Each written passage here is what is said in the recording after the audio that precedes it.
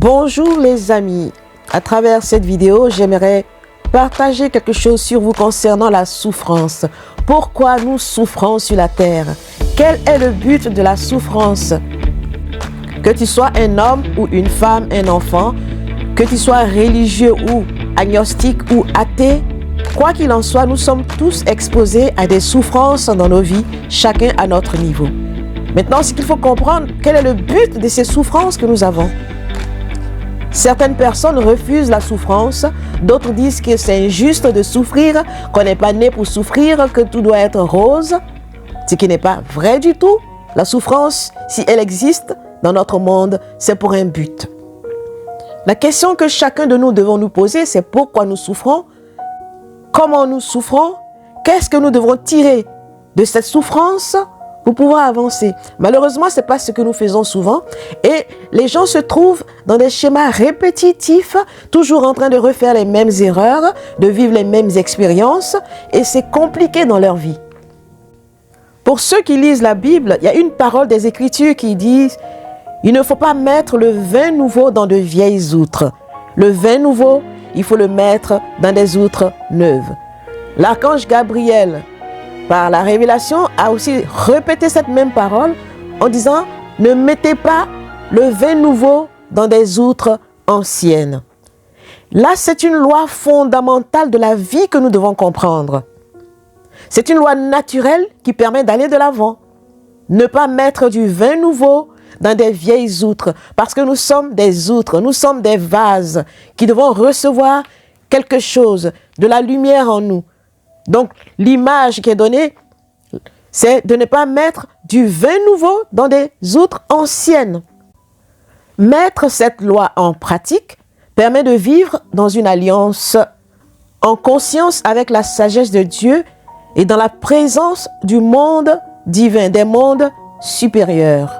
Le fait d'être des vieilles outres, le fait de ne pas vouloir se renouveler, donc fait que nous vivons dans une eau stagnante qui ne permet pas d'attirer à nous ce qui est pur, ce qui peut nous révéler, ce qui peut renouveler notre vie. Et qui dit vie, la vie c'est un processus continuel de renouvellement, de régénération, de purification.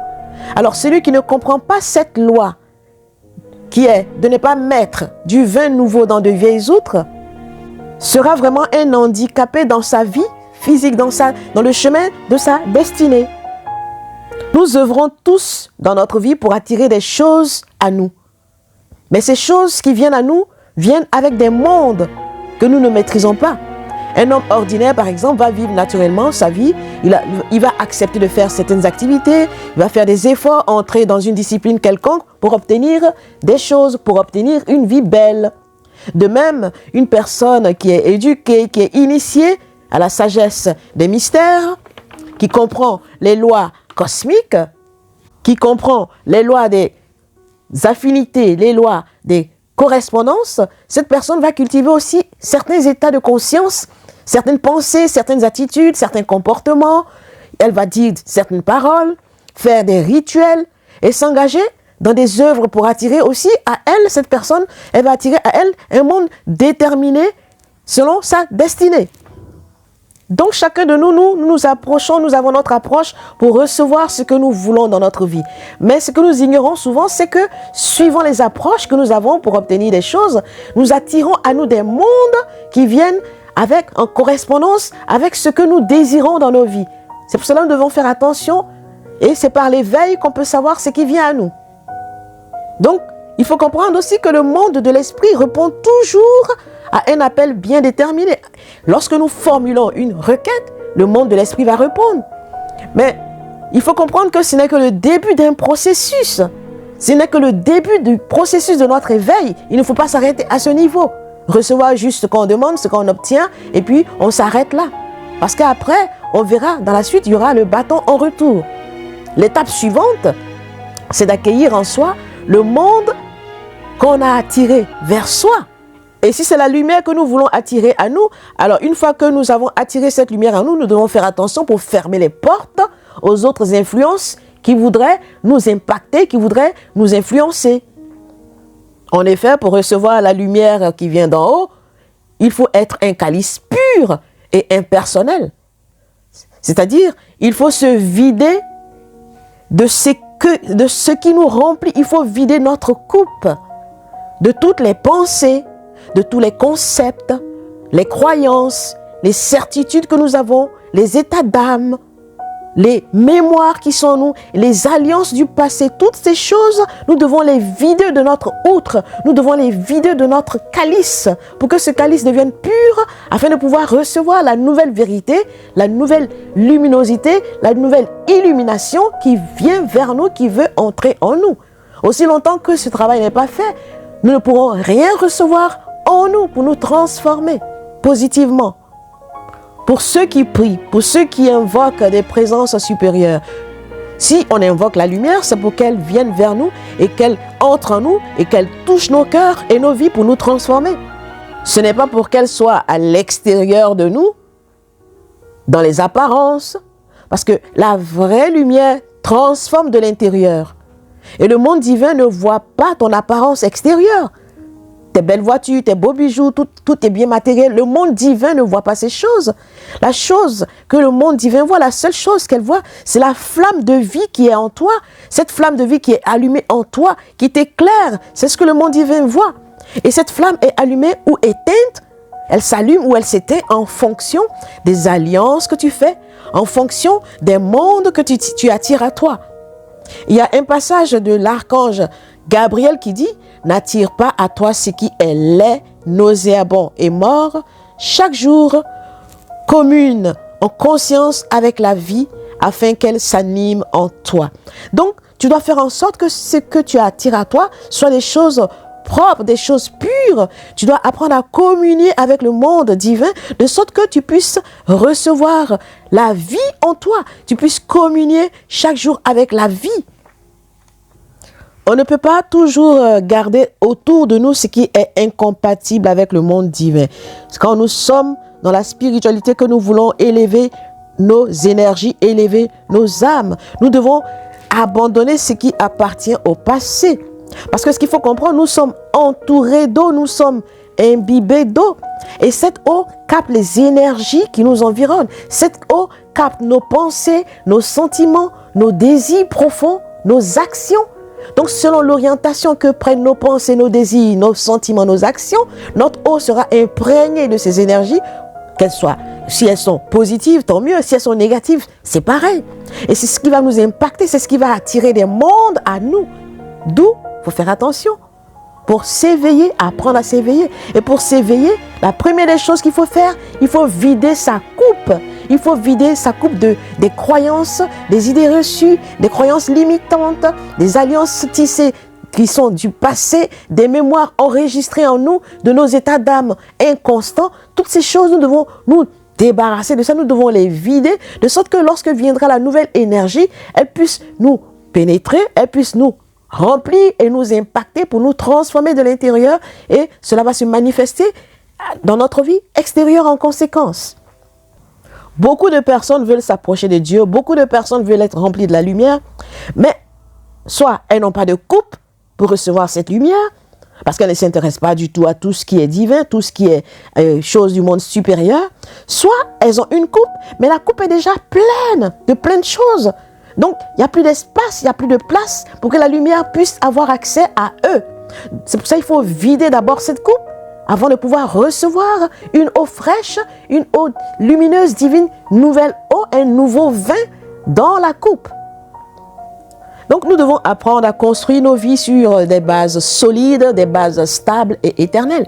Il ne faut pas appeler la lumière pour parler juste avec elle, sans s'être préparé à recevoir cette lumière et sans vouloir accepter d'être transformé. Parce que ce qu'il faut comprendre, lorsque la lumière vient vers toi, c'est pour un but. Son but est de te purifier, de te transformer. Et si tu ne veux pas, elle va te laisser telle qu'elle. Nous avons peur souvent de perdre ce que nous avons. Nous avons peur de laisser nos idées reçues. Nous avons peur d'abandonner nos convictions. Et nous voulons que la lumière nous visite. Nous voulons que notre vie change. Nous voulons avoir une vie meilleure. Alors que nous vivons sur des vieux schémas que nous devons changer. Et nous refusons de changer ces schémas. Nous restons enfermés dans notre monde, dans notre forteresse corporelle. il faut accepter de se renouveler, de changer, de se laver. Il faut sortir de l'enfermement, de l'isolement. Alors, si nous refusons de nous vider de nous-mêmes, si nous voulons garder toutes nos idées reçues, nos acquis, nos mémoires, etc., ben, notre eau va se polluer, va devenir croupie. Nous aurons une eau croupie, une eau sale, une eau stagnante en nous. Et cette eau croupie en nous va attirer à nous des bestioles, des maladies, des blocages dans notre vie. Et c'est à ce moment-là, les souffrances vont commencer dans notre vie. Et Dieu qui nous aime tant va amener la souffrance pour nous rééquilibrer par la sagesse et la grandeur. Parce que cette eau qui t'entoure et qui t'imprègne devenant de l'eau stagnante, croupie, qui attire des mondes et te rend malade. Tu dois être vidé de cette eau. Et la nature va faire en sorte que tu sois vidé de cette eau pour être renouvelé dans le but de te rééquilibrer. Tu as gardé des expériences vécues comme des acquis. Tu t'es identifié à ces expériences et tu en as fait même des concepts, une terre, un fondement, des principes que tu as établis. Et ça, c'est une très grave erreur. C'est une attitude qui détruit la coupe de ton corps, qui détruit ton esprit. Donc, la nature va t'amener des épreuves de plus en plus dures jusqu'à ce que tu comprennes et changes ta façon d'être, ta façon de penser, ta façon de désirer, etc., etc., dans le but d'acquérir de la sagesse. Chaque expérience bonne ou mauvaise que nous vivons, c'est dans le but de nous élever. Et nous devons offrir ces expériences-là au monde divin pour qu'il puisse nous aider à transcender les souffrances que nous traversons, pour comprendre la leçon que nous devons tirer de ces souffrances.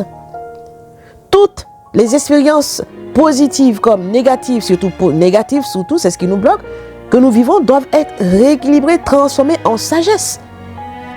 Et c'est à travers les différentes épreuves que la vie va mettre devant nous que nous allons nous renouveler, que nous allons renouveler notre eau. Nous allons remplacer les mémoires négatives qui sont dans notre eau psychique et spirituelle.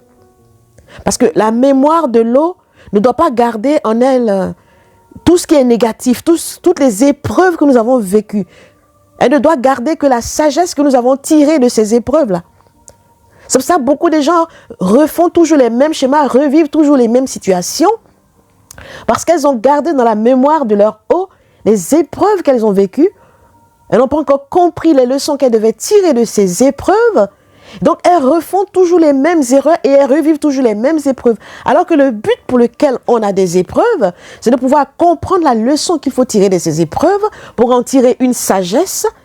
Et c'est cette sagesse-là que nous devons garder dans la mémoire de nos os. Ainsi, le fait de garder la mémoire de l'épreuve dans notre être profond, dans nos os, cela va nous faire vivre constamment dans la peur. Alors que la peur, c'est un démon. Il faut plutôt comprendre le processus de l'éveil qui est en cours, le processus d'équilibre et de sagesse qui est en cours. Et le but de ce processus, c'est de nous remettre sur la bonne voie, c'est de nous régénérer, c'est de remettre en quelque sorte nos compteurs à zéro si nous étions sur la mauvaise voie, afin que nous continuions notre chemin en bâtissant notre immeuble, en montant les marches correctement dans la bonne énergie.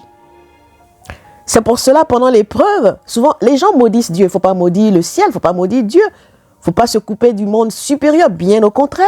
Il faut rendre grâce pour ces épreuves et les remettre au monde supérieur, au monde divin, et demander l'aide pour comprendre la leçon que vous devez comprendre à travers cette épreuve. À partir du moment où vous avez cette attitude-là, le ciel dit, voilà quelqu'un qui commence à être sage, qui commence à comprendre. On va l'aider à comprendre pourquoi il vit telle situation. Et vous comprendrez pourquoi vous vivez la situation que vous vivez. À ce moment-là, la situation va s'écarter de vous et vous en tirerez instruction, vous en tirerez une sagesse. Et c'est cette sagesse-là maintenant qu'il faut garder dans votre cœur, dans votre eau divine, dans votre eau psychique et spirituelle. Et oublier complètement l'épreuve qui a permis que cette sagesse vienne. Ça, c'est une vérité incontournable qu'il faut garder dans son cœur. Souvent, les gens attirent vers elles les mondes supérieurs. Et quand le monde supérieur vient, ils se demandent pourquoi on les a appelés. Parce que la personne n'a même pas préparé son intérieur, elle n'a même pas préparé sa coupe est pleine du vieux vin. Donc le monde supérieur est suspendu au-dessus de leur tête. C'est pour cela qu'il faut connaître les lois de l'aimantation des mondes supérieurs. C'est-à-dire les lois qui attirent les mondes supérieurs vers vous. Il faut connaître les conditions qu'il faut remplir avant de vouloir appliquer ces lois-là. Sinon, vous attirez des choses qui ne sont pas forcément bien pour vous. Donc, lorsque nous invoquons le monde divin, lorsque nous invoquons les êtres de lumière, nous devons veiller d'abord à ce que notre coupe soit pure, que notre coupe soit propre, afin de pouvoir recevoir l'énergie lumière qui va éclairer notre vie, qui va purifier notre vie, qui va guider notre vie. Et tout ce qui nous arrive, il faut se comprendre, vous devez en être conscient que tout ce qui nous arrive a une raison d'être et ne doit pas être gardé en mémoire ni nous ne devons pas bâtir notre vie sur une expérience négative que nous avons vécue. Le monde dans lequel nous vivons est gouverné par une sagesse et une intelligence supérieure. Et tout ce que vit un homme a une raison d'être, est porteur d'un message et des messagers. Et aucune épreuve à laquelle l'homme est soumis n'est au-delà de ses forces. Et il n'y a pas de hasard, les gens croient au hasard, il n'y a pas de hasard. Tout ce qui arrive, c'est pour un but. Et aussi longtemps que l'homme n'a pas compris l'épreuve, elle ne va pas le quitter, elle ne fera que se répéter, voire empirer. Mais s'il l'a compris, alors il s'éveille. Donc l'éveil, le but des épreuves, c'est pour nous éveiller, c'est pour ouvrir un peu notre conscience, c'est pour nous faire sortir de notre inconscience, de notre ignorance, de notre médiocrité, de notre endormissement, afin que nous commencions à nous intéresser aux choses spirituelles, aux choses pour lesquelles nous sommes descendus ici, aux choses concernant notre destinée. Le monde dans lequel nous vivons est censé être gouverné par la justice et par un ordre supérieur. C'est ce qui est mis en place dans l'au-delà. Mais pas dans l'au-delà, dans le monde divin. Mais l'endormissement et l'inconscience de l'homme a créé le désordre et l'injustice sur la terre, ce qui attire des intelligences opposées. Et ces intelligences donc s'emparent de la volonté de l'homme, l'éprouvent, le conduisent là où l'homme ne veut pas aller. Donc il est temps de t'éveiller et de voir où tu te situes dans toutes ces influences, ces intelligences qui descendent sur la terre et qui nous impactent. Parce que l'enjeu, c'est d'être éveillé, éduqué et d'acquérir de la sagesse. C'est par ton éveil et ton éducation supérieure que tu pourras conduire le monde dans la beauté. On parle d'éducation supérieure, les gens pensent à l'université. Ça n'a rien à voir avec ça. L'éducation supérieure au sens propre du terme, c'est l'éducation divine. Connaître les lois divines, savoir les appliquer dans ta vie terrestre pour accomplir ta destinée. C'est ça l'éducation supérieure. Alors la balle est dans ton camp. Soit tu continues de vivre dans une eau souillée, une eau pourrie, pleine de moustiques, une eau qui sent mauvais, ou tu regardes l'épreuve comme une leçon pour atteindre la sagesse, la pureté et la capacité de vivre avec les dieux immortels. Il faut que tu sois conscient du fait que l'éveil constitue l'unique chemin par lequel les dieux peuvent libérer l'homme de la souffrance. Aussi longtemps que tu n'es pas éveillé, aussi longtemps que tu ne vides pas ton outre du vieux vin dont il est rempli, tu ne seras pas rempli du vin nouveau, de la pureté, de la lumière divine, et ta souffrance va continuer. Il est temps de prendre conscience. L'éveil commence par la compréhension des souffrances que tu vis dans ta vie et de la sagesse que tu tires de ces souffrances. C'est à ce moment-là que ton éveil spirituel va commencer. S'il n'y a pas d'éveil, il n'y a pas de libération, il n'y a pas d'intelligence ni de sagesse. Et à ce moment-là, l'homme est perdu et il devient l'esclave de son inactivité et de son manque de sagesse. Donc ne deviens pas l'esclave de toi-même, du fait que tu es inactif, du fait que tu manques de sagesse, du fait que tu vis dans l'inconscience. Je vous invite à entrer dans la tradition essénienne, dans l'école essénienne pour devenir des étudiants, des dévots qui accomplissent les rites, qui participent à l'œuvre des dieux, qui comprennent les lois de l'univers pour savoir comment gérer leur vie. L'épreuve n'est qu'un moyen et non un but. L'épreuve vient juste à un moment donné afin de faire apparaître un autre monde en toi. Elle ne doit pas perdurer. Si ton épreuve perdure, ce n'est pas normal. Parce que l'épreuve n'est pas la sagesse en elle-même. L'épreuve vient pour te donner la sagesse, pour que tu acquières de la sagesse, pour te permettre de vivre et de franchir par l'épreuve la souffrance. Quand tu franchis la souffrance, alors tu deviens sage. Donc comprendre ce fondement, comprendre cette clé divine te permettra d'attirer le monde supérieur vers toi quand tu l'appelleras, après avoir nettoyé bien entendu ta coupe. Et cela permettra au monde supérieur d'entrer dans ta vie pour te guider, pour te bénir. Donc, mon ami, transcende les épreuves, cherche à comprendre les épreuves que tu vis dans ta vie pour acquérir la sagesse. Ne perdure pas dans l'épreuve, ne sois pas dans des schémas de répétition des mêmes choses, des mêmes malheurs qui t'arrivent dans ta vie. Comprends l'épreuve pour en sortir afin d'accueillir la lumière, pour faire grandir le corps de la sagesse et de l'intelligence divine sur la terre. Fuis la bêtise, fuis l'ignorance, fuis l'inconscience, et acquiert la sagesse pour être heureux. Pour conclure, je te dirais, 1. Il faut vider tes outres de ton vieux vin, c'est-à-dire tout ce qui est croyance, idées reçues, conception, concept, état d'âme. Il faut vider tout ça de ton outre, de ton cœur, afin de pouvoir recevoir la lumière qui va entrer en toi. Et si tu ne fais pas cela, alors l'épreuve viendra. Et quand viendra l'épreuve, accepte l'épreuve, cherche à comprendre l'épreuve, demande à Dieu de t'aider à surmonter l'épreuve. À ce moment-là, tu commenceras à comprendre l'épreuve et tu vas rentrer dans la sagesse. Une fois que tu as compris la sagesse que cette épreuve est venue t'apporter, alors tu seras sage.